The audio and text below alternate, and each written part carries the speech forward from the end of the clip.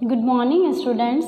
आज हम फिर से आपके कक्षा 12 में जो हिंदी व्याकरण है उसका एक अध्याय पढ़ते हैं जिसका नाम है भाषा, व्याकरण एवं लिपि का परिचय।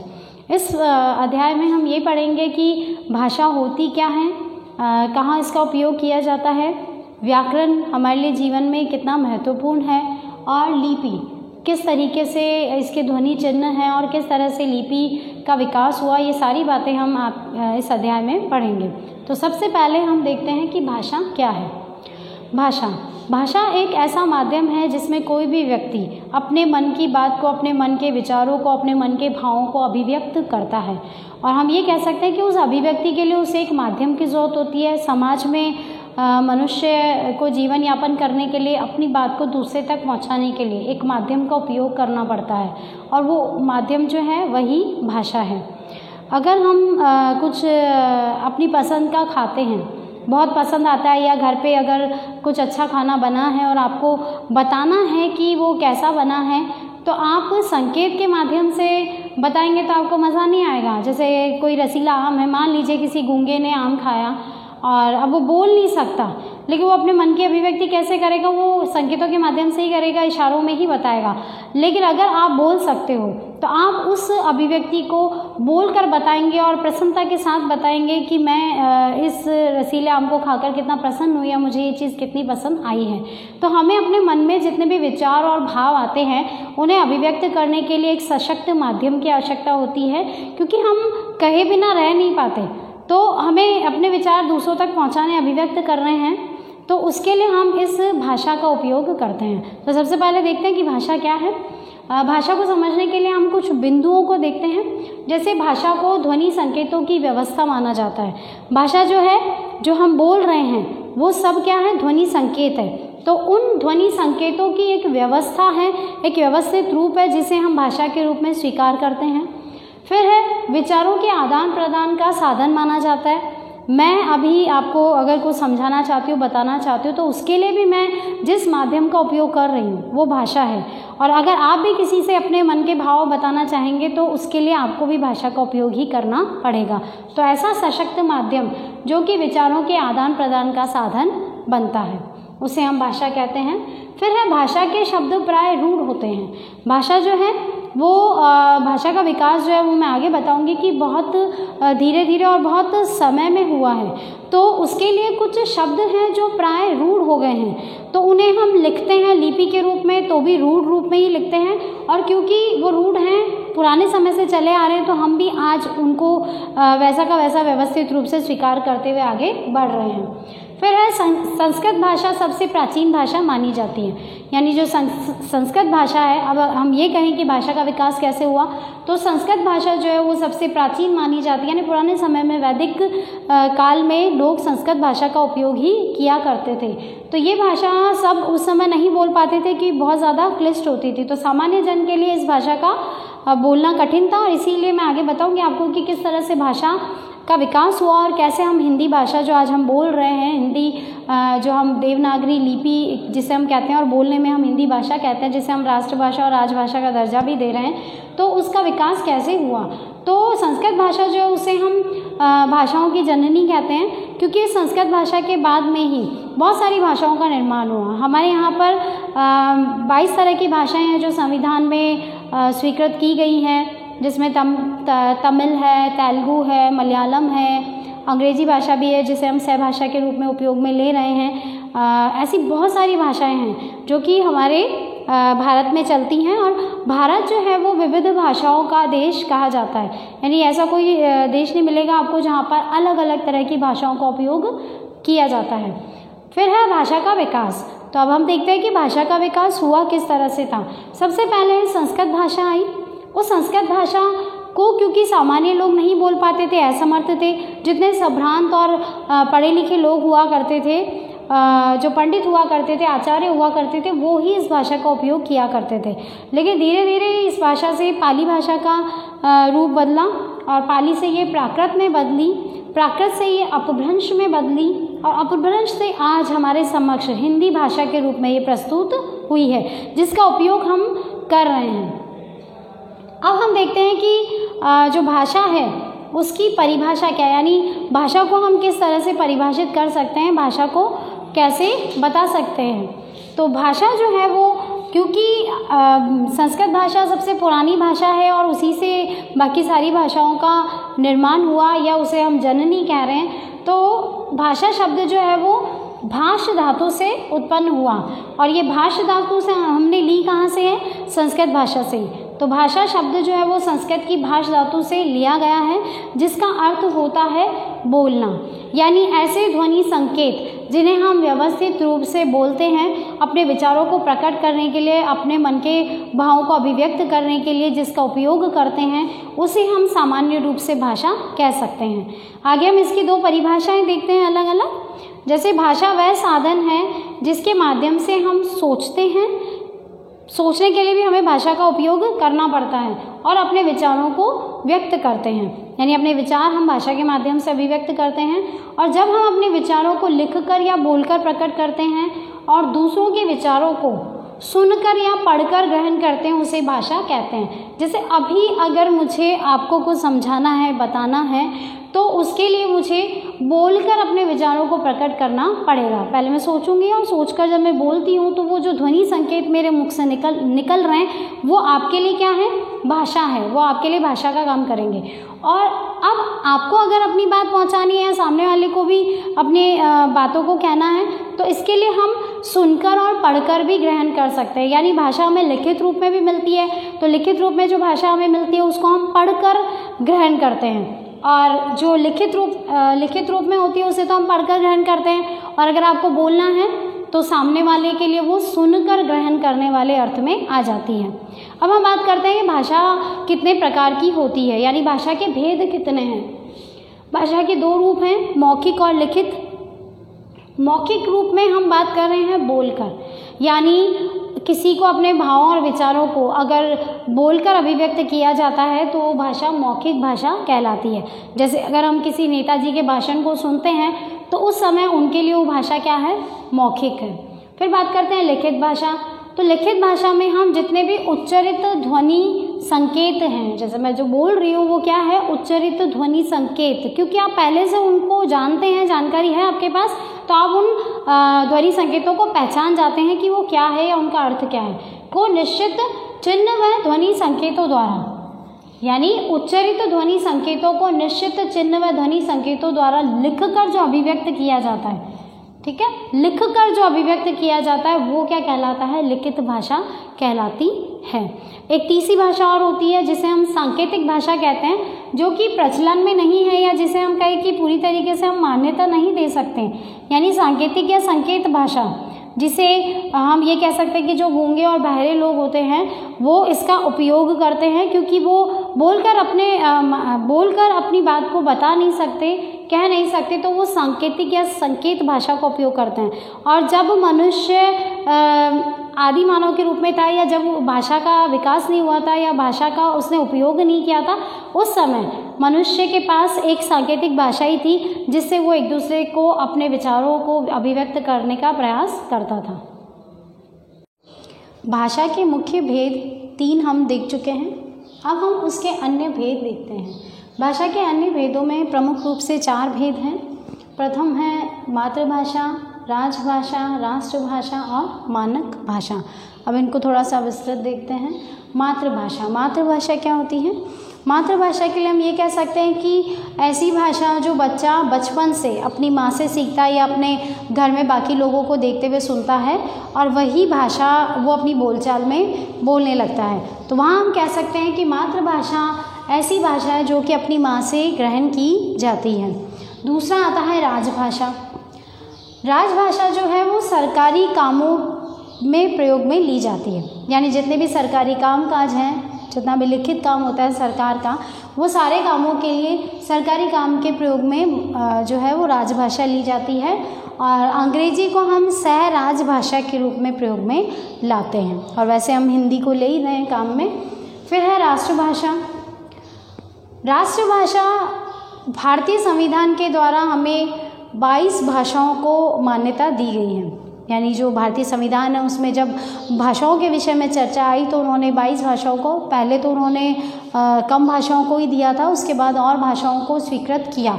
तो अभी वर्तमान में हम ये कह सकते हैं कि भारतीय संविधान में 22 भाषाओं को स्वीकार किया गया है, जिसमें वो भाषाएं कौन कौन सी हैं हम देखते हैं। संस्कृत, हिंदी, अंग्रेजी, उर्दू, असमिया, पंजाबी, नेपाली, तमिल, तेलुगु, कन्नड़, गुजराती, बंगला, उड़िया, कश्मीरी, कोंकणी, मणिपुर, मराठी, मलयालम, मैथिली, डोगरी, बोथो, संथाली और सिंधी। ये सारी 22 भाषाएं हैं जिन्हें भारतीय संविधान ने मान्यता प्रदान की। और इतनी भाषाएं होने का कारण ये है कि हमारा जो देश है वो विविधता का देश है, अलग अलग राज्य, अलग अलग क्षेत्र हैं और अलग अलग क्षेत्रों में अलग अलग भाषाओं को बोला जाता है।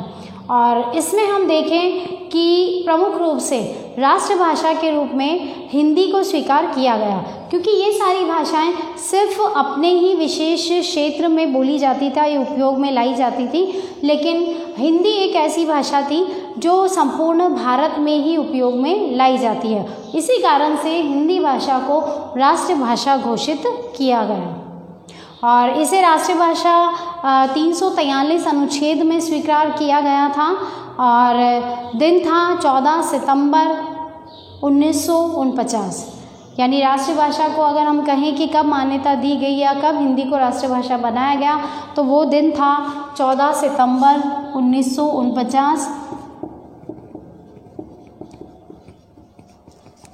और जिस अनुच्छेद में इसे स्वीकार किया गया था वो अनुच्छेद था 343। ठीक है, अब हम देखते हैं मानक भाषा। मानक भाषा क्या होती है? मानक भाषा को हम ये कह सकते हैं कि जो हिंदी है या और भी जो भाषाएं हैं उन सब का अपना कोई ना कोई मानक रूप होता है, यानी लिखने का जो तरीका है उसे स्वीकार किया जाता है कि किस रूप में उसका उपयोग किया जाएगा। तो इसका जो उपयोग है वह शिक्षा और कार्यालय कामों में किया जाता है। यानी जितनी भी भाषाएं हैं सभी भाषाओं के विविध रूप जो होते हैं वो मानक कहलाते हैं। अब हम देखते हैं भाषा और बोली क्या होती है। सबसे पहले हम बोली को समझते हैं। बोली क्या है? भाषा जो होती है वो बहुत ज़्यादा विस्तृत रूप में या विस्तृत क्षेत्र में बोली जाती है, तो उसे हम भाषा कह देते हैं। लेकिन वही भाषा जब प्रारंभिक रूप से किसी छोटे से क्षेत्र में बोली जाती है, क्षेत्र विशेष में बोली जाती है या बहुत कम क्षेत्र तक, सीमित क्षेत्र तक उसका उपयोग किया जाता है, तो बोली बन जाती है। यानी बोली के रूप में हम ये कह सकते हैं कि कोई भी भाषा जो कि सीमित क्षेत्र तक बोली जाती हो, सीमित क्षेत्र तक बोली जाती हो, तो उसे हम बोली कह सकते हैं।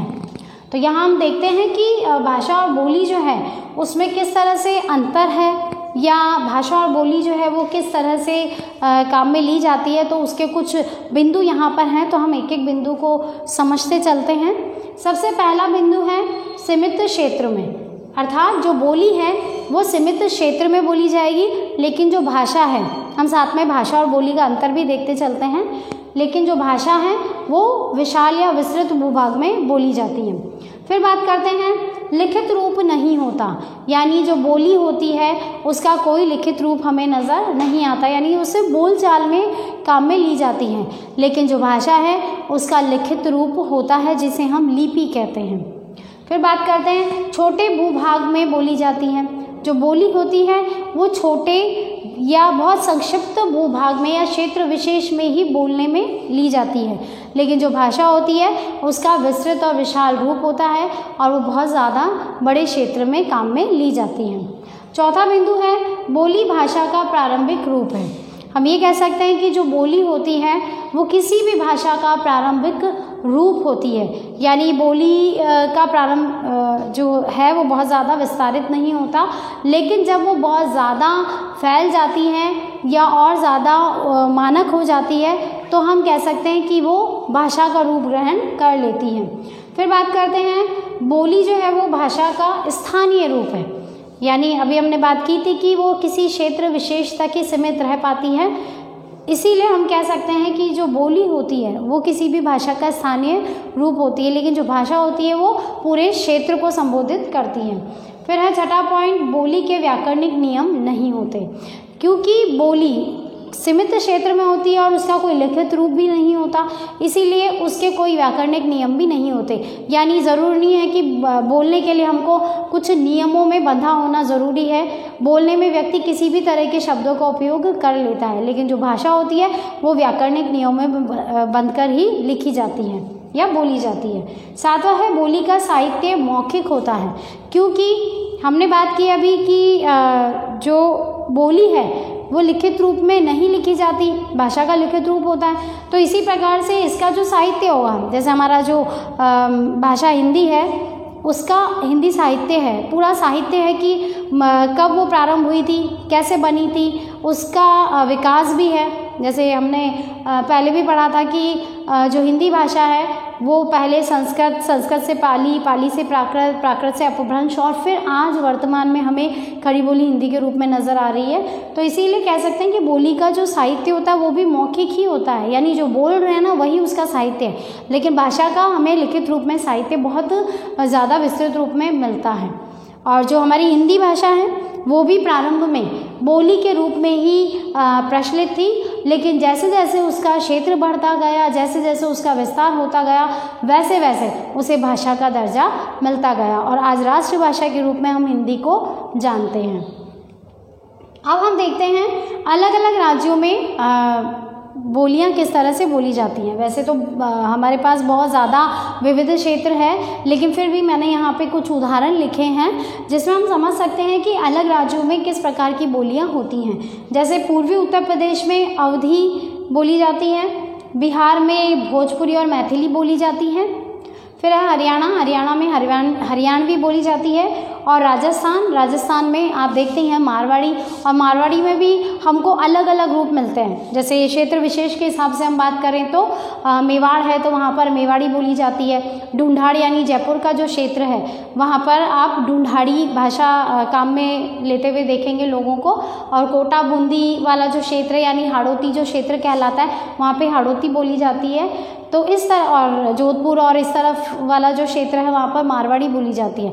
तो आप ये कह सकते हैं कि जो भाषा है वो बहुत विस्तृत होती है, लेकिन जो बोली होती है वो बहुत संक्षिप्त क्षेत्र तक बोली जाती है, उसका कोई विस्तृत रूप हमें नज़र नहीं आता, और न ही वो लिखित रूप में मिलती है, न ही उसका लिखित साहित्य होता और न ही उसके व्याकरणिक नियम होते हैं। अब हम बात करते हैं अगले पॉइंट की, जो है व्याकरण। मनुष्य भाषा का उपयोग लिखने और पढ़ने में करता आया है और आगे हम करते रहेंगे, वर्तमान में भी कर रहे हैं, लेकिन हमारे बोलने से या हमारे लिखने से उसका जो शुद्ध रूप है वो निश्चित नहीं हो पाता है। यानी हम कैसे लिख रहे हैं, कैसे बोल रहे हैं, इसका सही रूप या शुद्ध रूप निश्चित कौन करेगा? तो वो सही और शुद्ध रूप जो है वो निश्चित करता है व्याकरण। तो आइए हम देखते हैं व्याकरण की परिभाषा। व्याकरण की परिभाषा हम ये कह सकते हैं कि भाषा के शुद्ध और स्थायी, भाषा का जो शुद्ध रूप है और जो स्थायी रूप है उसको निश्चित करने के लिए नियमबद्ध योजना की आवश्यकता होती है। नियमबद्ध योजना की आवश्यकता होती है, और वो जो नियमबद्ध योजना है उसे ही हम क्या कहते हैं? व्याकरण कहते हैं। एक बार फिर से देखते हैं इस परिभाषा को। भाषा का शुद्ध और स्थायी रूप। शुद्ध यानी लिखने में और बोलने में अशुद्धि ना हो, उसका जो उच्चारण है, उच्चारण स्थान जो है उसी के हिसाब से उसका उच्चारण किया जाए, यानी शुद्ध बोला या लिखा जाए। और स्थायी रूप यानी ऐसे नहीं कि आपने प को कभी तो कैसे लिख दिया और कभी प को किसी और रूप में लिख दिया या मैं को किसी और रूप में लिख दिया, तो ऐसे नहीं होगा। उसका एक स्थायी रूप है, यानी कई सालों से हमसे जो बड़े थे, जो पढ़ते आए थे, हमारे बुजुर्ग, वो भी किसी चीज़ को कैसे लिखते थे? कुछ रूपों में हम कह सकते हैं कि बदलाव आया, कुछ वर्णों में हम कह सकते हैं कि बदलाव आया। जैसे हम बात करें कि जो अ है अभी हम इस तरह से लिखते हैं, लेकिन पुराने समय में ऐसे लिखा जाता था, और प्र इस तरीके से भी लिखा जाता, लेकिन आज हम इस तरीके से लिखते हैं। तो ये कुछ शब्द हैं, कुछ अक्षर हैं, कुछ वर्ण हैं जिनके अंदर परिवर्तन किया गया व्याकरण के नियमों के आधार पर ही, क्योंकि उनको बोलने में दिक्कत आती थी।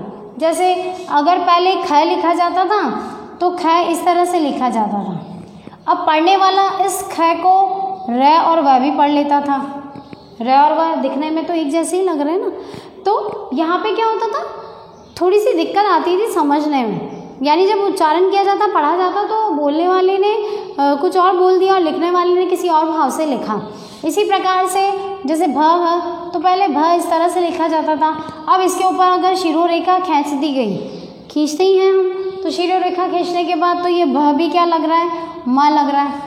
तो अब जैसे भ ध इस तरह के जो गोल आकार वाले शब्द हैं, अक्षर हैं, वर्ण हैं, उनको अब हम इस तरीके से गोल घुंडी बनाकर लिखते हैं ताकि इनकी अलग से ही पहचान आ जाती है। जैसे ध भी पहले इस तरह से ही लिखा जाता था, अब इसके ऊपर शिरोरेखा आ गई तो ये ध और घ, इसमें कोई ज़्यादा अंतर नज़र नहीं आता। तो इस तरह की परेशानी के कारण ही कुछ नियम बनाए गए जो कि हम व्याकरण के आधार पर ही पढ़ते हैं। और मानक भाषा, अब हम जो बात करते हैं कि जितने भी हमारे स्वर और व्यंजन हैं, जो उनका मानक रूप है, यानी आज उन्हें जिस रूप में प्रचलन में लाया जा रहा है उसी रूप में उनको लिखा भी जा रहा है, तो वो उसका सही और शुद्ध रूप माना जाता है या नियमबद्ध रूप माना जाता है। तो यहाँ हम जो बात कर रहे थे परिभाषा की, इसकी परिभाषा में भी हमने यही बात की कि जो भाषा है उसका शुद्ध रूप और उसका जो स्थायी रूप है, अब हम परिवर्तन नहीं करेंगे, अपनी इच्छा से कुछ भी नहीं लिखेंगे, तो स्थायी रूप जो है उसको निश्चित करने के लिए नियमबद्ध योजना की आवश्यकता होती है। और वो जो नियमबद्ध योजना है उसी को हम क्या कहते हैं, व्याकरण कहते हैं। अब हम बात करते हैं व्याकरण के महत्व की, कि व्याकरण का हमारी हिंदी भाषा या किसी भी भाषा में, जैसे हर भाषा का व्याकरण होगा, तो उस भाषा का जो व्याकरण है वो क्यों सीखना है या उसकी क्या आवश्यकता है, उसका क्या महत्व है। पहला जो महत्व है वो ये है, भाषा को शुद्ध लिखने, बोलने और पढ़ने का ज्ञान जो है वो हमें किसी भी भाषा के व्याकरण से ही प्राप्त होता है। तो हम जो हिंदी भाषा लिखते हैं, सबसे पहले हम वैसे बोलना सीखते हैं, पढ़ना सीखते हैं, फिर लिखना सीखते हैं। तो किसी भी भाषा को शुद्ध लिखने में, बोलने में और पढ़ने में, इन सब का जो ज्ञान है वो हमें व्याकरण से ही प्राप्त होता है। दूसरा बिंदु देखते हैं, व्याकरण से भाषा को बोलना और लिखना आसान होता है। क्या होता है, भाषा को बोलना और लिखना हो जाता है आसान। आसान कैसे हो जाता है, क्योंकि हमें पता होता है कि हमने जो व्याकरण से पहले जैसे स्वर व्यंजन पढ़े या शब्द बनाने सीखे, है ना, वाक्य बनाना सीखा, उसका निर्माण करना सीखा, तो उन सब के पीछे कोई ना कोई नियम था, और उस नियम को अगर हम याद रखते हैं तो उसके आधार पर हम किसी भी शब्द को सुनकर बहुत आसानी से सही लिख सकते हैं, शुद्ध लिख सकते हैं और उसे शुद्ध बोल भी सकते हैं। और जो हमारी मानक भाषा है खड़ी बोली हिंदी, उसको भी लिखने और पढ़ने के लिए हमें जो व्याकरण है वो बहुत ज़्यादा मदद करता है। अब हम बात करते हैं तीसरे नियम की, तीसरे बिंदु की, जो कि है कि व्याकरण से भाषा की शुद्धता का ज्ञान होता है। व्याकरण से हमें भाषा की शुद्धता का ज्ञान होता है। व्याकरण की शुद्धता का ज्ञान कैसे होगा, जो हमारी हिंदी भाषा है वो भाषा वैज्ञानिक भाषा कहलाती है। वैज्ञानिक भाषा क्यों कहलाती है, जैसे विज्ञान क्या होता है, उसमें अलग अलग चीज़ों के लिए, अलग अलग बातों के लिए क्या किए जाते हैं, प्रयोग किए जाते हैं। ठीक है, वो प्रयोग जो होते हैं उसी के आधार पर बताया जाता है, जैसे पृथ्वी गोल क्यों है, इन सब के पीछे कुछ ना कुछ प्रयोग किया गया है, वो क्यों चक्कर लगा रही है, या और भी ढेर सारी वैज्ञानिक चीज़ें हैं। उसी प्रकार से हमारी हिंदी को भी हम वैज्ञानिक भाषा कहते हैं। वैज्ञानिक भाषा क्यों कहते हैं, क्योंकि इसमें जो कुछ भी लिखा या पढ़ा जा रहा है ना, उसके पीछे कोई ना कोई नियम है, उसके पीछे कोई ना कोई कारण है, कोई ना कोई तर्क है। उस बिना तर्क के हम नहीं कह सकते। तो हम यहाँ कह रहे हैं कि व्याकरण से भाषा की शुद्धता का ज्ञान होता है। शुद्धता का ज्ञान कैसे होगा, जैसे मान लीजिए मैं एक उदाहरण देती हूँ, आपको आशीर्वाद लिखना है, आशीर्वाद। अब ज़्यादातर आपने देखा होगा कई लोग आशीर्वाद इस तरीके से ना लिखकर इस तरह से लिखते हैं, अब आप सोचोगे कि इसका पता कैसे लगाएं, तो इसका पता आप उच्चारण स्थान से लगाइए, उच्चारण के हिसाब से लगाइए। हमने इसे बोला आशीर्वाद, तो आशीर्वाद में आपके पास में जो र आया वो यहाँ आया। अब इस र को हमने अभी रेफ के रूप में न लिखकर हमने पूरा र लिखा। अब क्योंकि बहुत जल्दी बोला जा रहा है, ये आधा है, तो आधे अक्षर जब भी हम लिखते हैं तो हम हलंत के साथ में उसे प्रस्तुत करते हैं या हलंत का जो चिन्ह है वो लगाकर उसे लिखते हैं। तो यहाँ देखिए अब आशीर्वाद। अब हिंदी में व्याकरण का जो नियम है उसके आधार पर ये नियम है कि जहाँ पे र की आवाज़ आ रही है, र का उच्चारण आ रहा है, वो उसके बाद वाले अक्षर पर लगेगा। इसीलिए हम इस नियम के आधार पर आशीर्वाद लिखते समय इस र को व के ऊपर लिखते हैं और ये इसका सही रूप है। तो हम कह सकते हैं कि व्याकरण से भाषा की शुद्धता का ज्ञान भी होता है। ऐसे बहुत सारे नियम हैं जिनको हम व्याकरण के आधार पर ही जब शब्द शुद्धि करते हैं, संधि विच्छेद करते हैं, समास लिखते हैं, तो उन सब में कहीं ना कहीं हमें व्याकरण के जो नियम हैं वो काम आते हैं। और जो वर्णमाला है हमारी, स्वर और व्यंजन, उनके जो उच्चारण स्थान है उन्हें किस तरह से काम में लिया जा रहा है, कैसे बोला जा रहा है, कहाँ से किसकी आवाज़ आ रही है, वो भी बिल्कुल सही है। जैसे हम क, ख, ग, घ और हंग की बात करते हैं, तो यहाँ पर इनको बोलते समय हम जब बोल रहे हैं तो हमारे मुख से जो आवाज़ निकल रही है वो हमारे कंठ से निकल रही है। तो इसीलिए ये जो प्रथम वर्ग है हमारे व्यंजनों का, उसको हम कंठे कहते हैं। यानी ये कैसे हैं? कंठे हैं। क्यों हैं? क्योंकि इनका जो उच्चारण है वो कंठ से आ रहा है। तो इस सब की जो विस्तृत जानकारी है वो हम अगले बिंदु में पढ़ेंगे, जिसका नाम है लिपि। और लिपि क्या होता है? लिपि होता है किसी भी भाषा को लिखने का जो तरीका है, ध्वनि चिन्हों को जो हम लिखित रूप में प्रस्तुत करते हैं वो कहलाता है लिपि। अब बात करते हैं चौथे बिंदु की। भाषा प्रयोग के नियमों की हमें जानकारी मिलती है। कैसे मिलती है? अभी मैंने आपको बहुत सारे उदाहरण समझाकर ये बात समझाई है कि हमें भाषा की शुद्धता का ज्ञान भी व्याकरण से ही होता है और भाषा प्रयोग के जितने नियम हैं उनकी जानकारी भी हमें व्याकरण से ही प्राप्त होती है। अब आता है व्याकरण और भाषा का संबंध। व्याकरण और भाषा का संबंध हम कह सकते हैं कि बहुत गहरा है, क्योंकि भाषा को लिखने और बोलने के लिए हमें व्याकरण की आवश्यकता होती है। उसे अगर शुद्ध रूप में और बिल्कुल मानक रूप में लिखना है तो उसके लिए हमें व्याकरण की आवश्यकता पड़ती है। तो हम कह सकते हैं कि व्याकरण भाषा के उच्चारण, प्रयोग और अर्थ, इनके प्रयोग के रूप में प्रयोग के रूप को निश्चित करता है। यानी आप व्याकरण में भाषा जो है उसका उच्चारण, उसका प्रयोग, उसका अर्थ, इन सब के उपयोग जो करते हैं, उन सब के प्रयोग जो करते हैं, उसको कौन निश्चित करता है?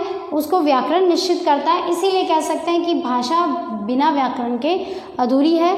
भाषा और व्याकरण एक दूसरे से जुड़े हुए हैं। अब हम बात करते हैं व्याकरण के अंगों की। व्याकरण के अंग कितने होते हैं? तो व्याकरण के 4 प्रमुख अंग होते हैं। पहला है वर्ण विचार, दूसरा शब्द विचार, तीसरा पद विचार और चौथा है वाक्य विचार। अब इनके अंतर्गत हम क्या पढ़ते हैं तो हम बहुत ज़्यादा विस्तार से नहीं देखेंगे, लेकिन हमें ये देखना है कि बस इनके अंतर्गत हम चीज़ें कौन सी पढ़ते हैं। वर्ण विचार। वर्ण विचार में आप वर्णों का उच्चारण, उनका रूप, उनका आकार, उनका भेद, वर्णों को मिलाने की विधि, उनको लिखने की विधि, ये सारी चीज़ें पढ़ते हैं। यानी जो हमारी वर्णमाला है, स्वर, व्यंजन, उनका उच्चारण स्थान क्या है, उनका रूप क्या है, आकार क्या है, कैसे लिखा जाता है, कैसे बोला जाता है और उनका उपयोग हम लिखने में, लिखित रूप में कैसे करते हैं, वो सारी चीज़ें हमें वर्ण विचार के अंतर्गत मिलती हैं। फिर बात ये वर्ण विचार हम जब लिपि पढ़ेंगे तो उसमें आप बिल्कुल विस्तृत रूप में समझ पाएंगे। फिर दूसरा आता है शब्द विचार। शब्द विचार में शब्दों के भेद, उनका व्युत्पत्ति स्थान, यानी वो उत्पन्न कैसे हुए, कहाँ से निकले, उनकी रचना कैसे हुई, उनका रूप और उनके प्रयोग का अध्ययन। और जो शब्द होता है वो किसी भी वर्ण का सार्थक समूह होता है। तो वर्ण जो है उनसे मिलकर शब्दों का निर्माण होता है और शब्दों के कई भेद होते हैं, तो वो सारे किस तरह से देखे जाते हैं। पद विचार। पद विचार में पद तथा पद के भेदों का अध्ययन किया जाता है। पद क्या होते हैं ये मैंने आपको पहले पद परिचय में समझाया है कि पद जो होता है वो स्वतंत्र रूप से अगर कोई शब्द है तो वो शब्द कहलाएगा, लेकिन जब उसे वाक्य में प्रयोग किया जाता है तो वो पद के रूप में हमारे समक्ष प्रस्तुत होता है। फिर बात करते हैं वाक्य विचार की, जिसमें हम वाक्यों की रचना देखते हैं। वाक्य कई तरह के होते हैं, सरल, मिश्रित, संयुक्त भी होते हैं। उसके अलावा प्रश्नवाचक होते हैं, विस्मयादिबोधक होते हैं, निषेधवाचक होते हैं, बहुत सारे वाक्य होते हैं। तो ये सारी रचना और उनके जो भेद हैं वो हमें उसी में दिखते हैं।